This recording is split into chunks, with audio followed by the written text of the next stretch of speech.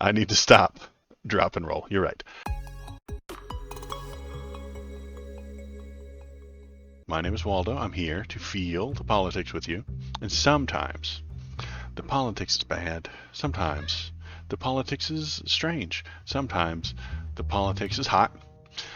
Tonight, it's very spicy politics tonight. Um, I picked the title for the stream, and I do not apologize. It's okay to make this joke. It really is. I'm gonna make several jokes, and it's okay. And I'm gonna tell you why closer to the end, after I get yelled at and canceled, perhaps. Out of the frying pan, as they say, to this story. Protester critically injured after setting himself on fire outside Israel consulate in Atlanta. So, that's not a good thing. I don't suggest anybody does this. This is actually what I would call not a good move. So we've got some hot takes about this. Yeah, we've got some feelings, some very spicy feelings. So let's find out what he did and check a real quick little picture. This isn't, I don't think, the worst picture, but let's see if we got the photo. Here we go. There's a photo of him.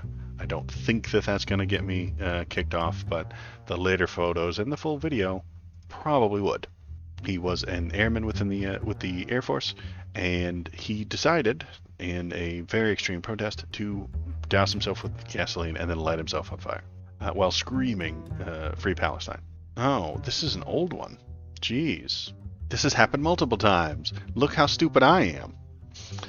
All right, so let's move on to the one that happened today. Aaron Bushnell, Air Force member who set himself on fire outside Israel embassy, went to school in Massachusetts. Why did it matter what school he went to? Shut up, stupid internet. Let's see. He live streamed Twitch video shared with CBS News. Shows a man identifying himself as an active duty member of the United States Air Force. I watched the full video just so you don't have to. Before setting himself on fire, he said he would no longer be complicit in genocide and that he was about to engage in an extreme act of protest. So he did that intentionally. That's why I'm going to suggest it's okay to joke about and make this very off-color, bad, spicy joke and have a bunch of hot takes about it, because this isn't an accident. He's not a victim.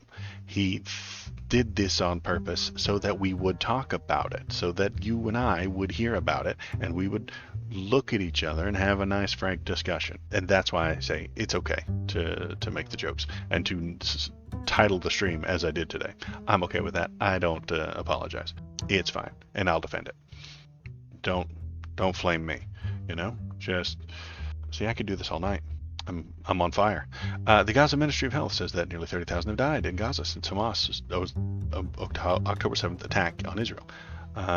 So is this just a bit about him? All right, we're not going to talk about him anymore. Okay, I don't know what this site is.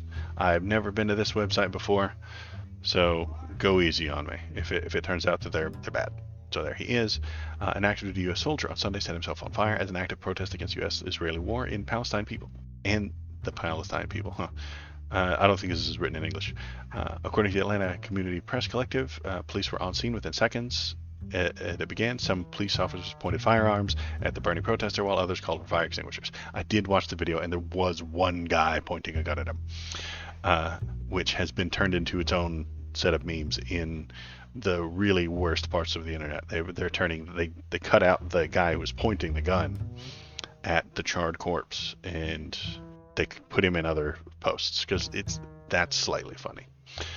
Police were not able to extinguish the fire until after the protester collapsed. The Metropolitan Police Department confirmed the protester was taken to a local hospital and remains in critical condition. He died. This is an older report. He did not survive. In a live stream video just prior to the setting himself on fire, the protester stated, "I am about to engage in an extreme act protest, but compared to what the people have been experiencing in Palestine at the hands of the colonizers, it is not extreme at all." Secret Service officers, Metro Police, who were present at the scene, watched for a full minute, saying, "May I help you, sir?" Well, I don't know if it was a full minute. They didn't know what he was doing. They just saw him in uniform, and he was standing there. And they said, "Can I help you, sir? What's going on? Do you need help? What's going on, sir? Are you okay?" And then he finally got it lit. And as he's on fire, scream at him to get on the ground. They told him to get on the ground, but he did not. One cop appears with a gun drawn on the man after he collapses, still consumed by the flames. Self-immolation is an extreme form of protest and self-sacrifice that became known worldwide during the Vietnam War. Where? Interesting. Way to go, AI. When a number of Buddhist monks and nuns set themselves on fire, leaving behind messages to survivors to stop the bloodshed and end the war. This is the second American self-immolate in response to the ongoing atrocities in Gaza, which are being carried out by Israel military and U.S. funding in weapons. On December 1st, which is the one I had up a minute ago, a protester with a Palestinian flag self-immolated outside an Israeli consulate in Atlanta, Georgia. A security guard tried to put out the fire but was burned and had to be hospitalized. Okay, so nobody got hurt in this one. So what do we think? Any hot takes? Anybody? Any burning opinions? No.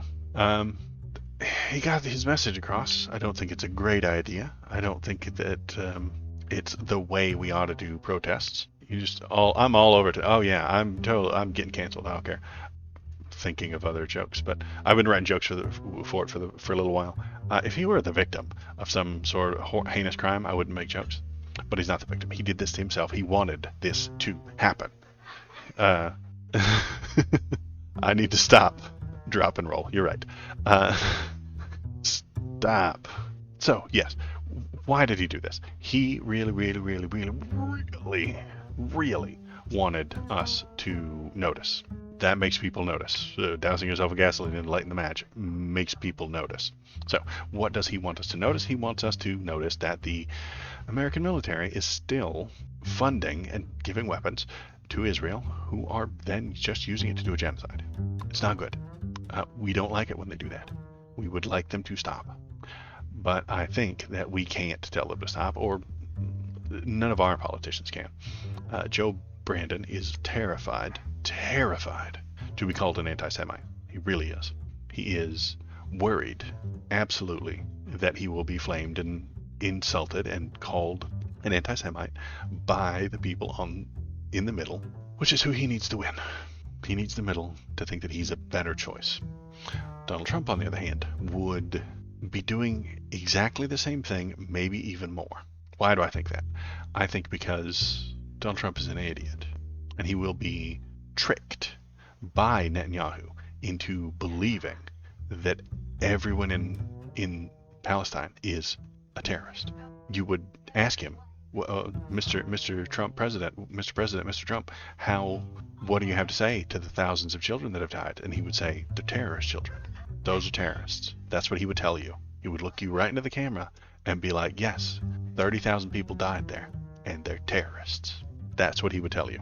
I can't do it. Should I do the voice? Folks, listen, these 30,000 Palestinians who died, they were terrorists. They were the worst terrorist babies you've ever imagined. Bigly terrorist babies. That's what he would do. And it would happen anyway.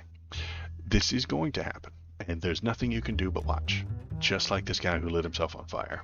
You can't stop it. You can't prevent it. He can't stop it. Him setting himself on fire is not going to stop this. All you can do is watch.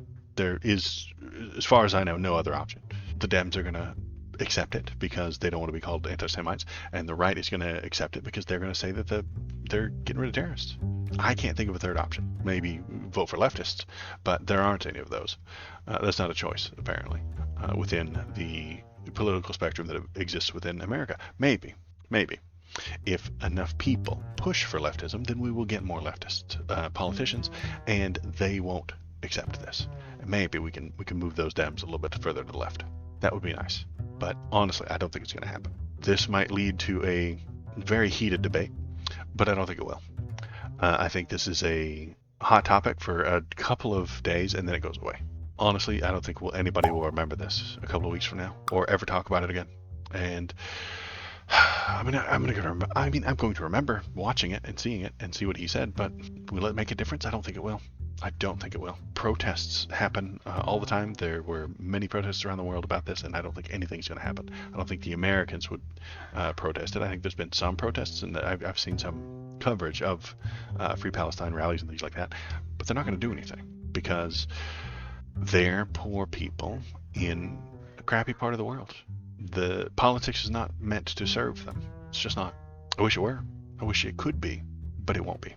I was on a different Twitch channel the other day talking to a guy, and personally, I think Gaddafi ate a couple of potato chips during his hunger strike.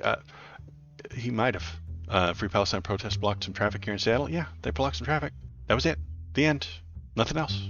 As soon as they were done, as soon as they could be shuffled off, they shuffled off, and then that was it. And that was the end.